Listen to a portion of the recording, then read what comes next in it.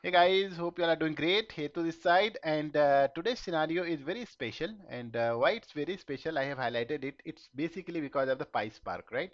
So we are going to use the PySpark, not pandas today, and we will see that how we can actually create the PySpark connection, and then how basically initiate everything, the session, etc., right, for PySpark, and then how we can actually use that to do these two checks, which are basically row count between source and target. This is one validation. Second validation is schema comparison between source and target.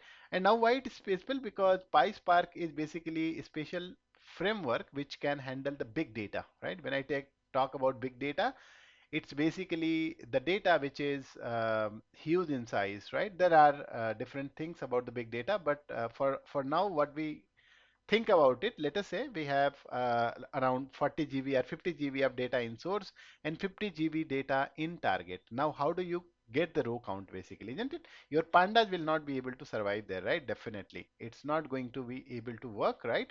Because pandas is basically running on a single node, and that's where PySpark is something that is going to save us here, and we are going to validate that. So now we are not going to take that huge amount of data, for example, right now, but I'm going to show you the source code that we are going to write is going to be the same code, right? Assume that your source and target are having that much of data, and now how do you verify from that point of view, right? Now let us try to see that how we can actually write the test cases. We know how to write the test cases basically, right? Very like one-to-one test cases, right? We know roughly, right? We have to basically read the data from source and then target and then compare it, isn't it? That is what we do. But this time, what we are going to do, it's special that how do we actually initiate the PySpark session as well, because without PySpark session, you cannot work on it, right?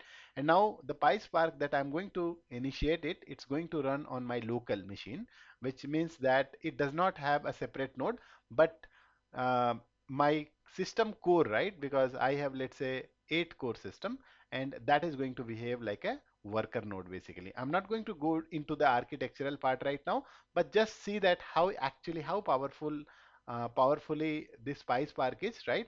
But we are going to just use for our comparison, right? So that the source code is going to be same. You can actually apply the same source code. Let's say you have the data bricks, you can actually write, copy and paste the same source code that will work there as well. Okay, so let us go and try to basically write the test case, right? And what I'm going to do, I'm going to go to the PyCharm here, right?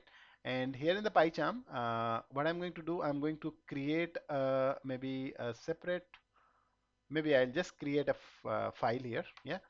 Or maybe can I just say that I'll be creating a package. Maybe in future we can do some more videos, yeah. So let's create a package. I'm going to say here PySpark, PySpark test cases, something like this. Let me write it so that we can use this folder going forward maybe, right? So here I'm going to create a test for today, right? So file, I'm going to say test underscore, I'm going to say uh, PySpark, just a second.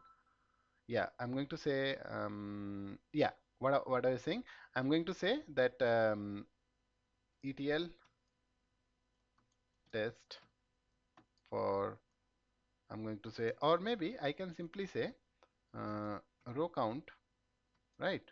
Row count and, right? Um, Row count and schema validation. Is it fine? Let's write it. You can give any name. Let me write it something like this: schema validation, something like this. I'm just giving the name of the file, guys. Okay. Now, what I'm going to do, I'm going to show you. See, if you're using the pandas, what you will do, you will just say import pandas as PD. That's it, right? There is nothing much it needed.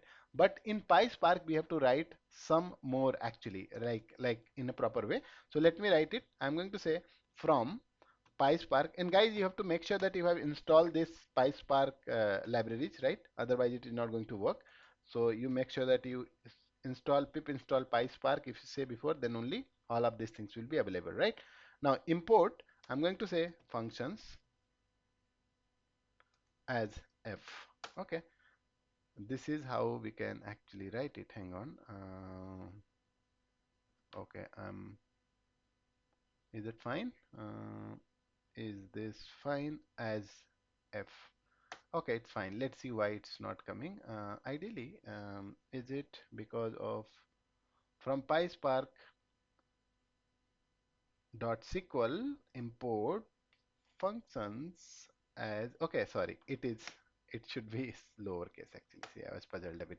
Okay, now what I'm going to do, I'm going to just actually create a PySpark. I mean, I'm just going to import PySpark session as well, isn't it? So I'm going to say from PySpark. You have to do this basically, right? PySpark dot SQL again.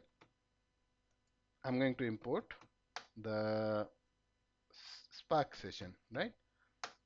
All good. These two library are must basically. Then after this, what I'm going to do, I'm going to create a basically Spark connection, isn't it? That's what I'm going to do that, right? So I'm going to say, let's say I just give a name as Spark here, and then I'll take this Spark session here. And when I say this is Spark session, this function, this is having, let's say class is having builder dot app name. Do you see it's automatically coming? App name I'm going to say ETL test using PySpark. Why I'm giving it? Because I just want to show you also when it will run, right? I'll just show you as well that this is the name of the PySpark app, right?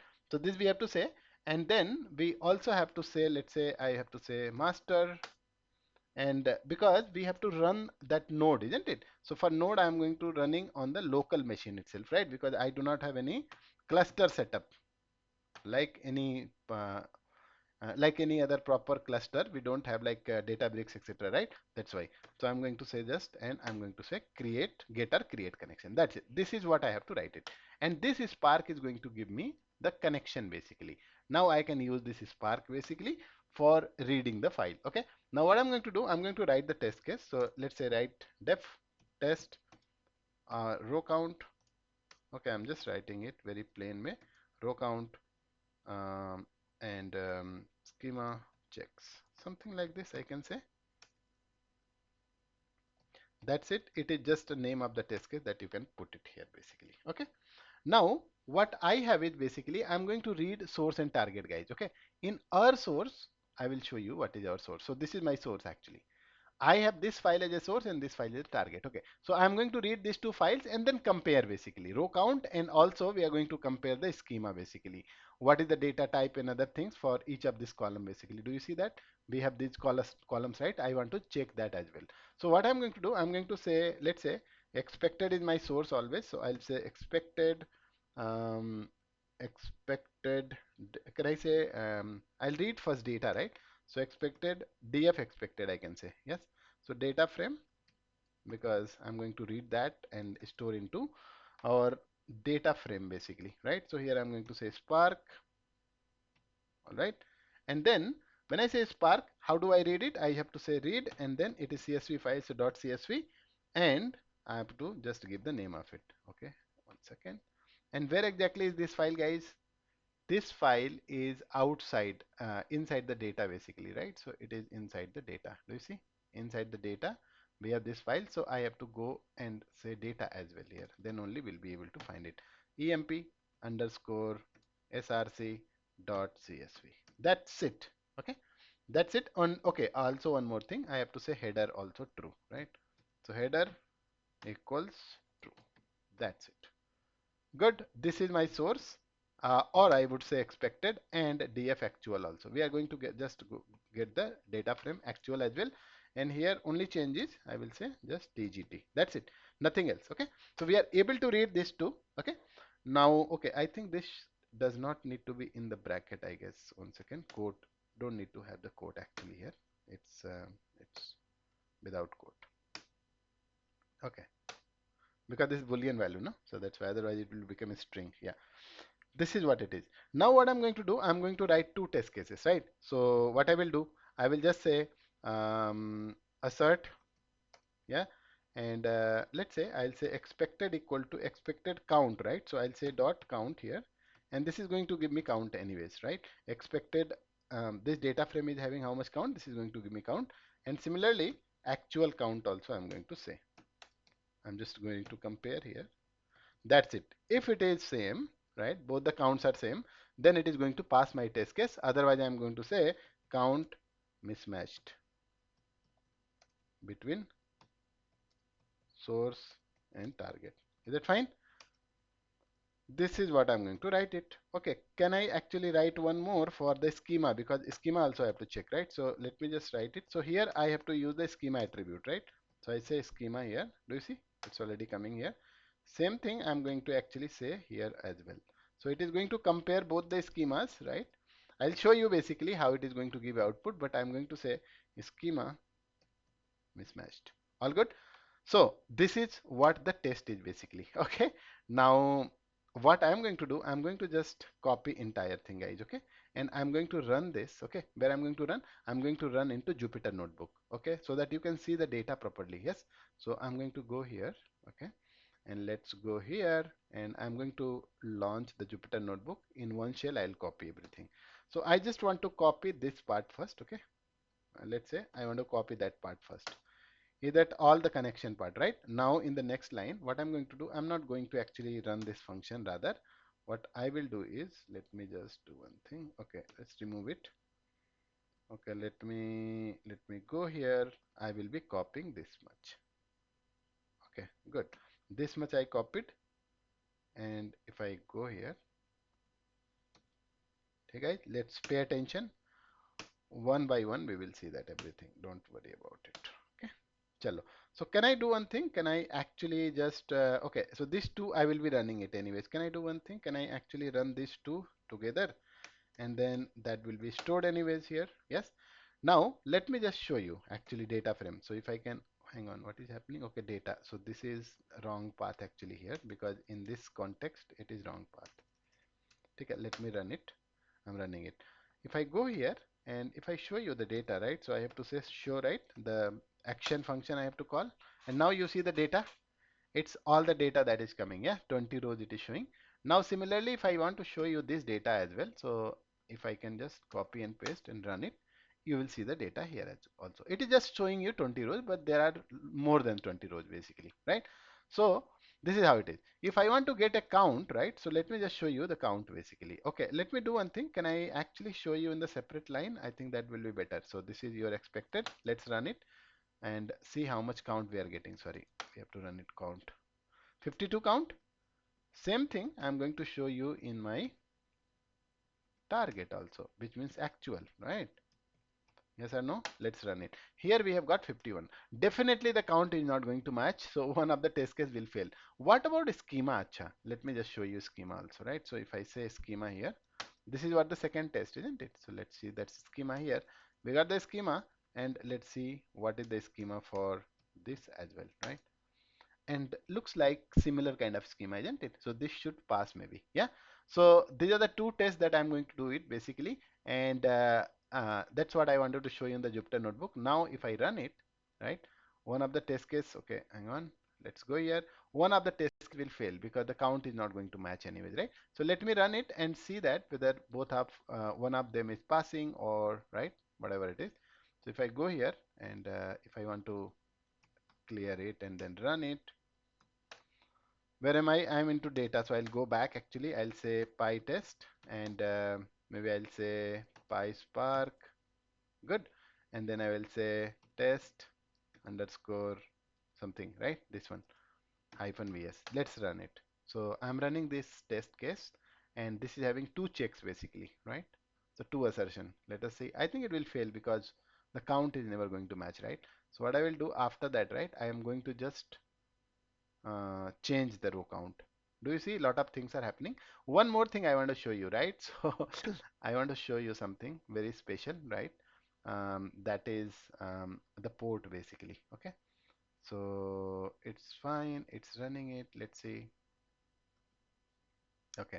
Can I also run meanwhile localhost? Localhost. Yeah. 4040. This is where my PySpark is running. Let me just show you as well. You'll be able to see that. Yeah. I'm just bringing it up. Okay, do you see? This is the application. Do you see ETL testing using PySpark? This is the application name UI, but there are the jobs which are running, right? Do you see that? And also there are stages, there are executors, everything. So this is internal architecture, guys. I don't want to just talk about it, but do you see that this is actually able to run it my test case basically, and there are 8 cores that you can see here, right? Everything is shown here very perfectly. But let's go back again and see that how our test cases are doing, right? So I ran in the Python, right? The test case is failed. Do you see? The test case is failed. Why? Because the count mismatched, right? Count mismatched. Can I do one thing? Can I actually match the count also? Okay, let's match the count. So here I'm getting 52 rows, right? And can I remove one of the row actually from the back end? This one, then it will be 51 actually, right? So here is 51, and here also should be 51. Let us see. Yeah. Oh, no, no, no, no, no, no, no. I just can remove both of them. So 51, okay. If I say 51 here, and this should also be 51. Okay, now it should be fine. Yeah, the test case should be passed, and you should also be able to, I mean, there are two checks, right? One is schema check. Schema check anyway is fine, right? Because it is not checking the row and other things. It is checking the data type and data size basically for each of the column. That's why schema check is fine, right? Let us see. Very quickly it's running still, and it takes a lot of time because it does a lot of things in the background. You know that it's like a running on the cluster, right? So it's doing the same job. It's just that the cluster, separate cluster is not there. My machine is actually becoming the cluster in this case, right? So PySpark UI has picked up. Okay, the test cases are running. Do you see? It's taking some time, but if I run it, let me refresh it. Actually, you will see that things are actually working right here. Yeah, exactly. It's running here. Let's go back actually and see that. Now the test case one is passed. Do you see that? The test case is passed basically. And this is what basically I wanted to show you guys. Yes. And this is how basically you can run the test. And the best advantage of this is basically you can read any type of data. We have read the structured data, which is CSV data, but in fact you can read any kind of data. It can be file, it can be, let's say, PDF, it can be let's say video, audio, any kind of file you can read it. That is the ability that PySpark is having. And remember this code, because you have to actually create this connection and the Spark session, then only things are going to work. Otherwise it's not going to work, right? So hopefully this video is very enriching to you, and I hope that you can actually start using some sort of PySpark in your framework, because this is very, very important in today's world, especially when we have huge amount of data and we are always working on unstructured and semi-structured data only, where there is very less amount of structured data, right? So hopefully this video was good, and if you like this video very useful, please share it with your friends. And also, if you're first time on the channel, do subscribe this channel, and we have the amazing content on this channel. Go and explore. There are wealth of knowledge on this particular channel. Just go and explore. There are separate pandas series basically that we have done. You can also explore there, right?